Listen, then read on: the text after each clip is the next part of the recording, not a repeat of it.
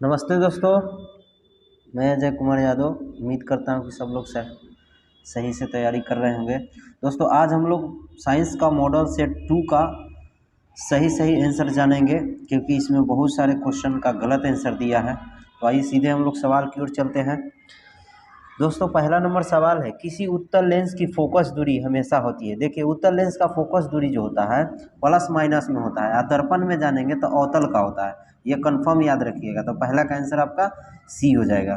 बोल रहा है, किसी शब्दकोश में पाए गए छोटे अक्षरों को पढ़ते समय आप निम्न में से कौन से लेंस पसंद करेंगे। तो देखिए, इसमें ऑप्शन हो जाएगा 5 सेंटीमीटर फोकस दूरी का एक उत्तल लेंस होगा, जो आपके मॉडल सेट में भी दिया है। लेकिन ये आपका आंसर ए भी होगा, क्योंकि दोनों सेम है, इसीलिए आप देख लीजिएगा। वैसे तो ऑप्शन सी दिया है, लेकिन हो सकता है कि ये गलती से यहाँ 5 के जगह 50 लिखा गया होगा, समझ गए। इसीलिए आंसर ऐसे अभी फिलहाल दोनों सही है, क्योंकि दोनों सेम है, आप देख सकते हैं। अब बोला, मोटर गाड़ी के चालक के सामने सामान्यतः लगा रहता है उत्तल दर्पण लगा रहता है। आप देखते हैं मोटरसाइकिल चलाते हैं तो साइड में दोनों तरफ जो लगा रहता है वो दर्पण, वो क्या होता है, उत्तल दर्पण होता है, जो पीछे के व्यक्तियों को बताता है। पीछे के गाड़ी या कोई भी व्यक्ति आता है तो उसको बताता है कि आप कितना दूर है, कितना नज़दीक है, समझ गए। तो ये आंसर आपका क्या हो जाएगा, 3 का बी हो जाएगा। चौथा नंबर सवाल है, एक व्यक्ति समतल दर्पण की ओर 4 मीटर सेकेंड की चाल से आ रहा है। तो देखिए, जब समतल दर्पण रहेगा ना, याद रखिएगा, समतल दर्पण है तो समतल दर्पण में 4 मीटर पर सेकेंड की चाल से आ रहा है, तो उसके अंदर का जो प्रतिबिंब बनेगा वो उसका दुगना हो जाएगा। तो 4 मीटर का बन रहा है तो 8 मीटर का हो जाएगा। तो ऑप्शन क्या हो जाएगा, सी। अगर 10 मीटर का होगा तो कितना हो जाएगा अंतर, 20 मीटर।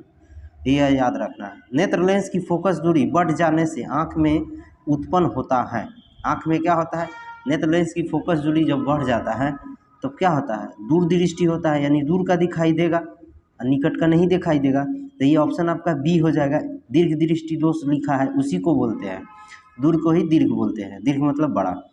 अब देखिए, दूर दृष्टि दोष वाले व्यक्ति जिस चश्मे का प्रयोग करता है उसे उसमें लगे लेंस होते हैं। देखिए, दूर दृष्टि कहेगा ना तो दूर का दिखेगा, निकट का नहीं दिखेगा।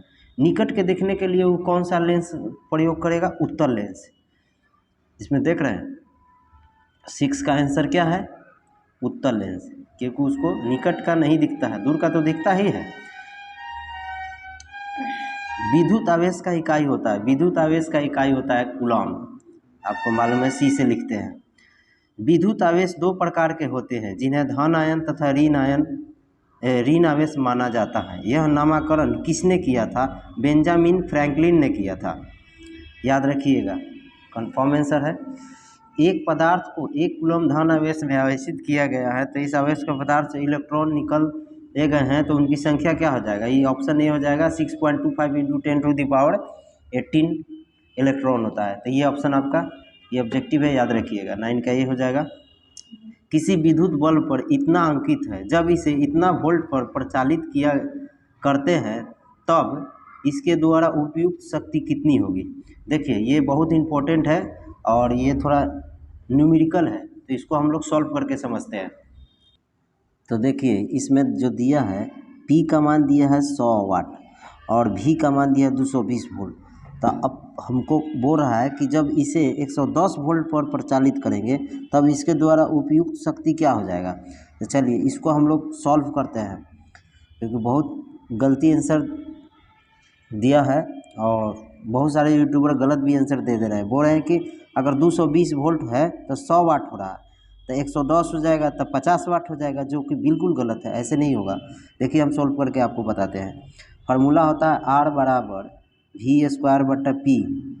अगर इसको यहाँ ले आएंगे तो ये नीचे चला आएगा, लेकिन हमको यहाँ पे R का मान चाहिए। चलिए, V का मान कितना है, 220, तो 220 2 बार लिखेंगे क्योंकि उसको R है, और P का मान 100 दिया हुआ है, तो 100 दिया है तो 1 0 1 0 ख़त्म हो जाएगा। यहाँ पे क्या बचेगा, R का मान 22 × 22 आ गया।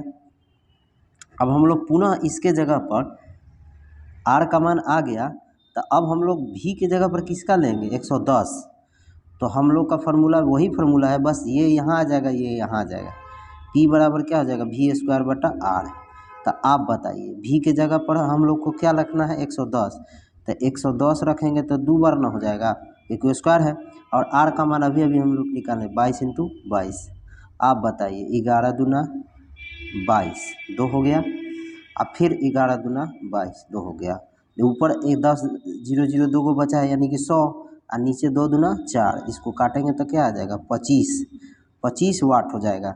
इसका मतलब कि आपका आंसर क्या हो जाएगा डी हो जाएगा। तो ये अब ध्यान रखिएगा, बहुत सारे यूट्यूबर गलत आंसर दे रहे हैं, वो मॉडल पेपर से ही देख के दे देते हैं, तो उस पर विश्वास नहीं रखिएगा, क्योंकि वो लोग कुछ जानकारी कम है पर यूट्यूबर बन जाते हैं। तो चलिए ध्यान देते हैं, विद्युत चुंबकीय प्रेरण की परिघटना होता है। तो विद्युत चुंबकीय प्रेरण की परिघटना जो होता है वो होता है कुंडली, देखो कुंडली है, इसमें गलती दिया है, कुंडली तथा चुंबक के बीच अपेक्षित गति के कारण कुंडली में प्रेरित धारा उत्पन्न करता है। तो ये 11 का आंसर आपका सी हो। विद्युत जनित्र का सिद्धांत आधारित है। विद्युत जनित्र का सिद्धांत जो आधारित है, याद करें, विद्युत चुंबकीय प्रेरण पर आधारित है, ये बहुत इंपॉर्टेंट है, याद रखिएगा। लघु पतन के समय परिपथ में विद्युत धारा का मान क्या होता है? विद्युत धारा का मान जो है बहुत अधिक बढ़ जाता है, क्योंकि लघु पतन जब होता है यानी कि वोल्टेज क्या हो जाता है कम हो जाता है। लघु का मतलब कम हो जाता, छोटा। जब कम होता है तो परिपथ भंग हो जाता है, तो इसका मान क्या हो जाता है, विद्युत धारा का मान बढ़ जाता है, क्योंकि सब क्या हो जाता है, जल जाते हैं। जब उपकरण जल जाते हैं तो जितना करंट हमको घर में आता है वो तो आएगा ही, तो आएगा तो उपकरण उसको यूज़ करेगा तब ना, नहीं यूज़ करेगा तो उसका मान क्या हो जाता है, बढ़ जाता है। ये ऑप्शन आपका सी हो जाएगा 13। प्रतिक्रिया PbO प्लस सी, Pb प्लस CO ये क्या है? तो ये प्रतिक्रिया केमिस्ट्री का सवाल है और फर्स्ट चैप्टर का ही सवाल है। तो ये जो है 14 का आंसर आपका हो जाएगा, आपका 14 का सी हो जाएगा। सी एक अवकारक हो जाएगा, क्योंकि सी क्या हो रहा है, ऑक्सीजन के साथ जुड़ जा रहा है। ऑक्सीजन के साथ जुड़ेगा तो क्या हो जाएगा, अवकारक होगा, या तो हाइड्रोजन को हटाएगा तब अवकारक होगा। तो ये ऑप्शन आपका क्या हो जाएगा, सी। निम्न धातुओं में कौन NaOH के विलयन से H2 देता है? H2 मतलब गैस देता है। तो ये 15 का आंसर आपका हो जाएगा, कंफर्म आपका सी हो जाएगा, Al एल्युमिनियम देता है। चलिए अब हम लोग पढ़ते हैं, यदि विलयन का pH 13 है तो इसका अर्थ है कि यह क्या है? अगर भी अब माने हैं pH मान में अम्ल एवं क्षार में हम पढ़ाए हैं pH टेबल में, उसमें कि कौन अम्ल होता है कौन क्षार होता है, तो आपको मालूम होगा कि 7 से उधर आता है 7 से इधर आता है, दो भागों में विलयन और क्षार और अम्लीय में बांटा हुआ रहता है, और बीच में जो होता है उदासीन होता है। तो इसका मान जो pH जो है 13 है, तो 16 का आंसर आपका क्या हो जाएगा, डी हो जाएगा, प्रबल भस्म हो जाएगा, ये प्रबल भास्मिक हो जाएगा। तो दोस्तों उम्मीद करता हूँ कि आपको समझ में आ रहा होगा, तो अधिक से अधिक शेयर कीजिए दोस्तों को, और सब नए हैं तो चैनल को सब्सक्राइब कीजिए ताकि अगला वीडियो सबसे पहले आप तक ही पहुंचेगा। साधारण ताप पर फास्फोरस का अणुसूत्र क्या हो जाएगा, P4 हो जाएगा, ये याद रखिएगा। पीतल में रहता है, पीतल में क्या रहता है, तब पीतल में जो होता है आपका कॉपर और जिंक रहता है, ये मिलाकर पीतल बनता है, क्योंकि पीतल क्या है, मिश्र धातु है। तो ऑप्शन हो जाएगा 18 का बी। धातुओं की प्रकृति होती है, धातुओं की प्रकृति क्या होते हैं, धातु होता है तो विद्युत धनात्मक होता है, अधातु विद्युत ऋणात्मक होता है, इसीलिए ऑप्शन आपका ए हो जाएगा। चुंबकीय अशुद्धि को किस प्रकार दूर किया जाता है, चुंबकीय विधि द्वारा अलग किया जाता है। कार्बनिक यौगिक का आवश्यक तत्व है, कार्बनिक यौगिक का आवश्यक तत्व कार्बन ही न है, जिसमें कार्बन शामिल रहेगा उसी को ना कार्बनिक यौगिक कहते हैं। तो कार्बन शामिल होगा तभी ना उसको कार्बनिक बोलेंगे, इसलिए ऑप्शन क्या हो जाएगा, ये हो जाएगा। अक्रिय तत्व है, अक्रिय बोलते हैं इसी को, निष्क्रिय बोलते हैं, समझ गए। तो ये जो होता है हीलियम होता है, हीलियम, रेडॉन, जेनॉन, ये सब क्या होते हैं, निष्क्रिय गैस होते हैं या अक्रिय तत्व होते हैं, ये आप याद रखिएगा। एल्कीन श्रेणी के यौगिकों का नाम है, एल्कीन श्रेणी के यौगिक का नाम हो जाएगा आपका 23 का आंसर ए हो जाएगा। आपके ऑप्शन में गलती दिया है लेकिन ध्यान दीजिएगा। एल्कीन एक होता है, देखिए एक होता है एल्केन, एक होता है एल्कीन, एक होता है एल्काइन। इसका जो फार्मूला होता है, इसका फार्मूला होता है CnH2n+2, इसका होता है CnH2n, इसमें होता है -2, इसमें होता है CnH2n, इसमें से 2 गायब हो जाता है, तो ये हो गया सॉरी ये वाला इसका है, एल्कीन का है, इसमें CnH2n हो जाएगा, ई हो जाएगा अल्केन का CnH2n+2। तो ये ऑप्शन आपका किस में है, ए में है, इसीलिए ए हो जाएगा आंसर। 24 नंबर सवाल है, अपमार्जक बनाने में उपयोग होता है। अपमार्जक बनाने के लिए हम लोग क्या उपयोग करते हैं? तो 24 का आपका कन्फर्म आंसर है अल्कोहल का प्रयोग करते हैं, तब उस अपमार्जक बनता है। आवर्त सारणी के 7A के तत्व है, आवर्त सारणी के 7A के तत्व जो है आपका हैलोजन कहलाते हैं, जिसमें आपको क्लोरोफ्लोरो आइडो होता है, सब हैलोजन कहलाते हैं। आवर्त सारणी में बाएं से दाएं जाने पर प्रकृतियों के बारे में कौन सा कथन असत्य है? तो 26 का आंसर आपका हो जाएगा सी, परमाणु आसानी से इलेक्ट्रॉन का त्याग करते हैं, ऐसा नहीं होता है। संयोजकता इलेक्ट्रॉनों की संख्या बढ़ती है, इन ऑक्साइड अधिक अम्लीय होता है, तत्वों की धात्विक प्रकृति घटती जाती है, ये सब होगा, लेकिन ये नहीं होगा। इलेक्ट्रॉनों का त्याग करते हैं, ये कहाँ से होता है? ये ऑप्शन में है ही नहीं। प्रकाश संश्लेषण की क्रिया में उत्पन्न होता है, प्रकाश संश्लेषण की क्रिया में क्या उत्पन्न होता है? प्रोटीन, कार्बोज, विटामिन, वसा। 27 का आंसर आपका हो जाएगा बी, कार्बोज, क्योंकि उसमें कार्बन शामिल रहता है, जो है तो कार्बन ऑक्साइड है, कार्बन डाइऑक्साइड CO2। अंडाणु निषेचित होता है, अंडाणु निषेचित किस में होता है? योनि से, गर्भाशय से, अंडाशय से, फैलोपियन नलिका से। तो 28 का आंसर आपका कंफर्म हो जाएगा सी, फैलोपियन नलिका से निषेचित होता है, निषेचन की क्रिया उसी में होता है। श्वसन की क्रिया होती है, तो 29 का आंसर आपका क्या हो जाएगा? बी, माइटोकॉन्ड्रिया में होता है। बहुत इंपॉर्टेंट क्वेश्चन है माइटोकॉन्ड्रिया। एक स्वच्छ मनुष्य में प्रसंकुचन एवं अनुशीतलन दाब होता है, तो ये 30 का आंसर आपका हो जाएगा ए, 120/80 होना चाहिए, नहीं तो उसको क्या हो जाएगा, उसको बीमारी जो होता है, ये श्वसन का जो बीमारी होता है सांस संबंधित, वो होता है क्या? BP होता है, इसमें घट भी सकता है, बढ़ भी सकता है, लेकिन स्वास्थ्य के लिए 120/80 होना चाहिए। पत्तियों का मुरझाना किस पादप हार्मोन के कारण संभव हो पाता है? तो 31 का आंसर आपका हो जाएगा सी, हो जाएगा ABC कम्ल। कौन सा पादप नियंत्रक फल बेचने वाले द्वारा उपयोग किया जाता है? तो 72 का आंसर जो हो जाएगा आपका सी हो जाएगा, इथाइलिन। इसके प्रयोग से वो फल को क्या करता है? जल्दी से पका देता है। एड्स रोग का प्रमुख कारण है, एड्स रोग का प्रमुख कारण है असुरक्षित यौन संपर्क, एक दूसरे से संपर्क रखते हैं मेल फीमेल के जरिए, तो सुरक्षित होना चाहिए, असुरक्षित नहीं। मतलब कि इसमें आपको क्या बोलते हैं, तो सॉरी पता नहीं है, पर फिर भी इसको याद रखिएगा आप लोग। इसका रसायन दवाएं भी आते हैं सुरक्षित के लिए, और कंडोम का भी इस्तेमाल होता है, तो इसका भी ख्याल रखिएगा। चमगादड़ एवं पक्षी के पंख किस प्रकार के अंग के उदाहरण है? तो देखिए 35 का आंसर जो आपका हो जाएगा वो बी हो जाएगा, समजात हो जाएगा। वे अंग जिनकी उत्पत्ति तथा मूल रचना में तो समानता होती है, किंतु कार्य के अनुसार उनकी बाह्य रचना में परिवर्तन हो जाता है, ऐसे अंगों को क्या बोलते हैं? ऐसे अंग को हम लोग समजात अंग बोलते हैं। क्या बोल रहा है कि परिवर्तन हो जाता है, उनकी बाहरी रचना में परिवर्तन हो जाता है, लेकिन कार्य क्या होते हैं? किंतु कार्य के अनुसार उनकी बाहरी रचना में परिवर्तन, ऐसे अंग को समजात अंग बोलते हैं, याद रखिएगा। कृत्रिम पारितंत्र का उदाहरण है वन, तालाब, झील, तालाब, सभी, बगीचा, खेत। देखिए कृत्रिम पारितंत्र का उदाहरण इसमें है बगीचा और खेत है, ये हम लोग खुद से तैयार कर सकते हैं, बगीचा लगा सकते हैं, खेत को तैयार कर सकते हैं। प्रकृति में ऊर्जा का मुख्य स्रोत होता है, प्रकृति में ऊर्जा का मुख्य स्रोत जो होता है वो होता है हम लोग का सूर्य, सूर्य ही हम लोगों को ऊर्जा देता है। वनों के संरक्षण के लिए निम्न से किन प्रक्रियाओं को नियंत्रित करने की आवश्यकता है?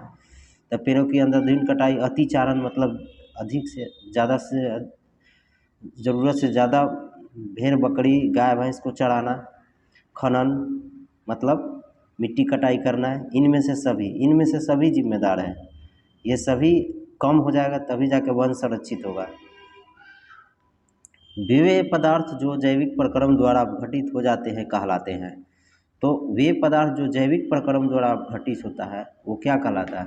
तो ये सिंपल सा सवाल है आपका, 40 का आंसर ए हो जाएगा, जैविक निम्नीकरण हो जाएगा।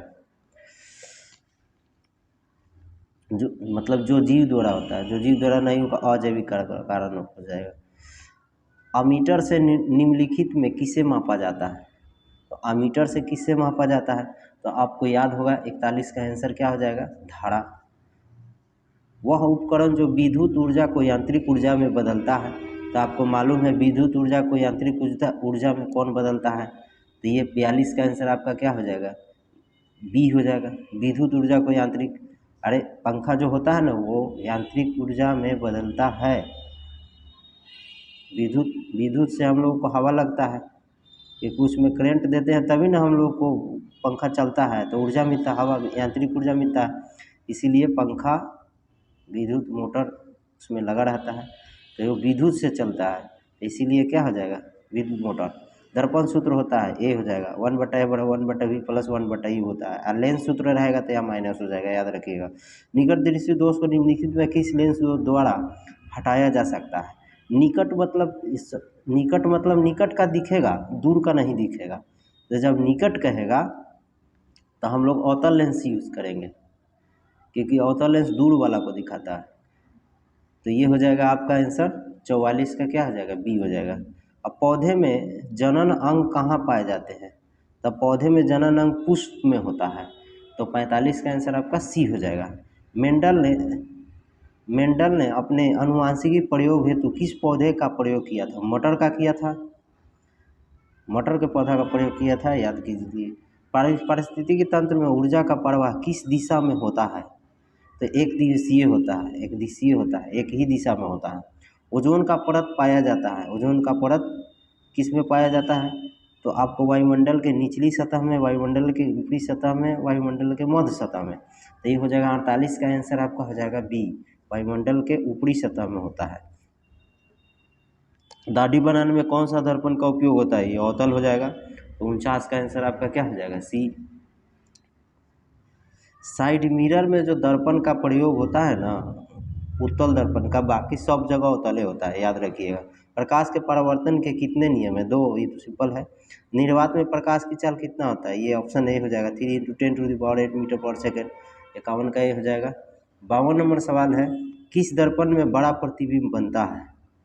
तो आप याद रखिएगा अवतल दर्पण में बनता है। लेंस कहेगा तो उत्तल हो जाएगा। दंत विशेषज्ञ किस दर्पण का उपयोग करते हैं मरीजों को दांतों को प्रतिबिंब देखने के लिए? तो बताए थे अवतल दर्पण का प्रयोग होगा। बस साइड मिरर के बाद जितना हो यूज होगा सब लगभग अवतल दर्पण का। किस दर्पण में केवल आभासी काल्पनिक प्रतिबिंब बनता है? तो ये हो जाएगा समतल और उत्तल दोनों हो जाएगा, यानी ऑप्शन डी हो जाएगा, समतल उत्तल। दोस्तों उम्मीद करता हूँ कि आपको समझ में आ रहा होगा। फिर भी किसी तरह प्रॉब्लम हो तो कमेंट कीजिएगा, अधिक से अधिक शेयर कीजिए। मोटर चालक के सामने दर्पण, देखिए वही आ गया, साइड मिरर लगा होता है, उत्तल दर्पण लगा होता है, ऑप्शन सी हो जाएगा। गोलीय दर्पण के परावर्तन पृष्ठ की वृत्ताकार सीमा रेखा का व्यास कहलाता है, मुख फोकस कहलाता है, यानी 56 का आंसर आपका क्या हो जाएगा? ए हो जाएगा। प्रकाश तरंग उदाहरण है, प्रकाश तरंग किसका उदाहरण है? तो 57 का आपका आंसर हो जाएगा बी, विद्युत चुंबकीय तरंग का उदाहरण है।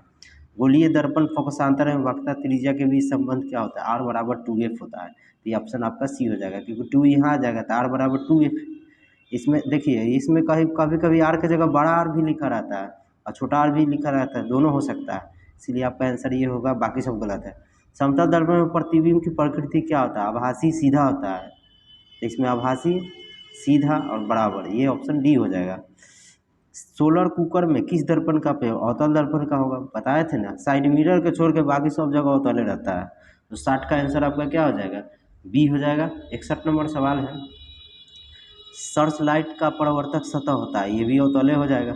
यदि किस बीम का प्रतिबिंब का आवर्धन ऋणात्मक हो तो प्रतिबिंब की प्रकृति क्या हो जाएगा? वास्तविक और उल्टा हो जाएगा। ऋणात्मक होगा तो वास्तविक उल्टा होगा, धनात्मक होता आभासी सीधा हो जाएगा, यानी 62 का आंसर आपका क्या हो जाएगा? ए हो जाएगा। 63 नंबर सवाल है, किसी दर्पण के सामने आप चाहे जितनी दूर पर खड़े हो आपका प्रतिबिंब सीधा ही बनता है, संभवतः दर्पण होगा।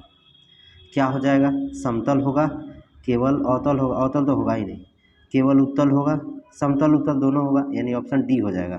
63 का आंसर डी।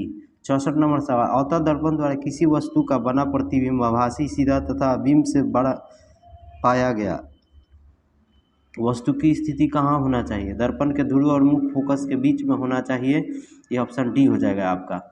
65 नंबर सवाल है, यदि किसी बीम का प्रतिबिंब का आवर्धन धनात्मक हो तो उस प्रतिबिंब की प्रकृति क्या हो जाएगा, धनात्मक हो जाएगा तो हो जाएगा काल्पनिक और सीधा, यानी 65 का डी हो जाएगा। किसी वस्तु का आवर्धित काल्पनिक प्रतिबिंब बनता है, आवर्धित बनता है और काल्पनिक बनता है, तो ये तो होता है अवतल दर्पण में ही होता है। यदि लेंस में जाएंगे तो उत्तल में होता है, तो ये 66 का आंसर जो आपका हो जाएगा वो हो जाएगा आपका ए हो जाएगा, अवतल दर्पण में। निम्नलिखित में से कौन उत्तल दर्पण की फोकस दूरी होगी जिसकी वक्रता त्रिज्या दिया हुआ है। देखिए आप जानते हैं ये फार्मूला होता है r बराबर 2f, r की जगह छोटा r भी हो सकता है, तो इसमें दिया क्या है, वक्रता त्रिज्या दिया है, तो लिख देते हैं 32 और 2f, तो 2 से काट देंगे तो क्या आ जाएगा 16, तो f का मान क्या आ गया 16 सेंटीमीटर। ये बोल रहा है कौन दर्पण, उत्तल दर्पण। उत्तल दर्पण में प्लस में होता है फोकस दूरी, इसीलिए हम लोग क्या लिखे हैं, एफ आर का मान भी प्लस में होता है, इसलिए आर का मान प्लस में दिया, एफ का मान भी प्लस में आया था, प्लस वाला ये हो जाएगा, ऑप्शन सी हो जाएगा। परावर्तन के नियम है आपतन कोण बराबर परावर्तन कोण, यानी कि ऑप्शन आपका क्या हो जाएगा, ए हो जाएगा। 68 का आंसर ए होगा। 69 नंबर सवाल, समतल दर्पण द्वारा बड़ा प्रतिबिंब वास्तविक काल्पनिक, ए बी इनमें से कोई नहीं, काल्पनिक होगा, यानी 69 का क्या हो जाएगा, बी हो जाएगा। 70, संयुग्मी फोकस केवल संभव होता है, संयुग्मी फोकस जो सफल होता है, संभव जो होता है तो वो होगा सिर्फ और सिर्फ किसमें होगा, आपका समतल में होगा।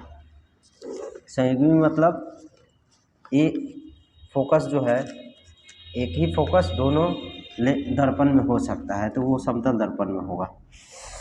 उत्तल दर्पण में प्रतिबिंब सदैव बनता है, वक्रता त्रिज्या के केंद्र और फोकस के बीच में बनता है, तो ये 71 का आंसर आपका हो जाएगा सी हो जाएगा, ध्रुव और फोकस के बीच बनता है, क्योंकि वो सब अवतल में बनता है, तो ये ध्रुव और फोकस के बीच में बनता है केवल उत्तल दर्पण में। किसी दर्पण का मध्य बिंदु कहलाता है, ध्रुव कहलाता है, दर्पण के मध्य बिंदु में बनाइएगा ना तो वो ध्रुव कहलाता है, याद रखिए। समतल दर्पण में वक्रता त्रिज्या होती है, समतल दर्पण में कोई वक्रता त्रिज्या होता ही नहीं है, इसीलिए r बराबर, वक्रता त्रिज्या को r से लिखते हैं, इसीलिए हम लोग r बराबर क्या लिखा है, इन्फिनिटी मतलब अनंत, अनगिनत, अनंत, समझ गए, इसलिए सी ऑप्शन हो जाएगा r का मान। हजामत बनाने के लिए व्यवहार किया जाता है, अवतल दर्पण का व्यवहार किया जाता है, 74 का आंसर बी हो जाएगा, तो बताइए कि समतल दर्पण का रेखीय आवर्धन क्या हो जाएगा, बराबर होता है, m बराबर 1 होता है।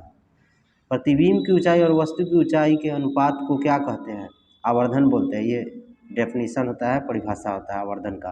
गाड़ियों के अग्रदीपों में किस दर्पण का उपयोग होता है, अग्रदीप कह रहा है मतलब आगे, तो 77 का आंसर आपका हो जाएगा बी, अवतल दर्पण। अग्र मतलब समझते हैं जो आगे लगा रहता है, ड्राइवर के सामने आगे रहता है, उसको अग्रदीप बोलते हैं, तो वो अवतल दर्पण का होता है। दर्पण के प्रयोग में सभी दूरियां मापी जाती है, दर्पण के ध्रुव से मापी जाती है, ये ऑप्शन 78 का ए हो जाएगा। 69, गोलीय दर्पण जिसका दृश्य क्षेत्र बहुत विस्तृत होता है, बहुत बड़ा होता है, वो कौन सा दर्पण होता है, तो आपको बताना है। 79 का आंसर आपका हो जाएगा बी, उत्तल का होता है। गोलीय दर्पण के लिए यू भी एफ में संबंध होता है, देखिए ये ऑप्शन आपका सी हो जाएगा। कैसे होगा वो हम बताते हैं आपको कैसे हो, ये ऑप्शन सी है, देखिए एफ है, यू भी है, नीचे यू प्लस भी है, चलिए इसको कुछ नहीं तो इसको नीचे 1 है तो उलट देंगे, तो 1/f, ये भी उलट आ जाएगा, u प्लस भी, और नीचे u भी आ जाएगा, तो आ जाएगा, तो इसको सेपरेट डिवीजन करेंगे तो इसके नीचे भी u भी, और ये भी है तो इसके नीचे भी u भी कट जाएगा, u कट जाएगा, तो 1/v प्लस 1/u बचेगा ना जी, तो ये हो जाएगा 1/f, ये हो जाएगा दर्पण सूत्र, तो ऑप्शन आपका सी हो जाएगा। दोस्तों उम्मीद करता हूँ कि आपको समझ में आया होगा। तो हमारे चैनल को सब्सक्राइब करें यदि नहीं किए हैं तो, और अधिक से अधिक शेयर कीजिए। मिलते हैं नेक्स्ट वीडियो में। धन्यवाद।